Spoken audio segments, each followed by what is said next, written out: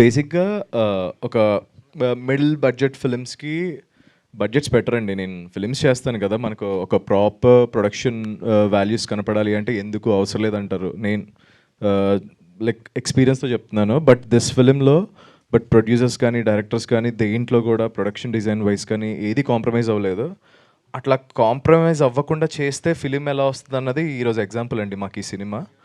And thank you so much Amar గారు, వేణు గారు, Bobby, thank you so much. And Murali గారు, ఆయన నిజంగా ఎంత ప్రేమతో చేశారంటే ఈ సినిమా. అసలు మీరు సెట్లో నేను చూస్తే లైక్ మాకు కొంచెం నీరసంగా ఉన్నా కూడా ఆయన చూడంగానే ఎనర్జీ వస్తుంది అనమాట. డెఫినెట్గా ఎస్, ఆయన కోసం మనం చేయాలి, 100% ఈ సినిమా హిట్ అవ్వాలి. మా కోసం కాకపోయినా ఆయన కోసం, మురళీ గారి కోసం, అలా అంత ప్యాషన్ పెట్టి చేశారు ఈ సినిమా. And and I got a very good friends, Vamsi, గుండె అడిగిన నో So, thanks Vamsi, and I learnt a lot from the Vamsi and I enjoy his company. చాలా బాగుంటుందండి. అదే నీ దగ్గర యోగా నేర్చుకున్నాను కదా, సూర్యక్రియ.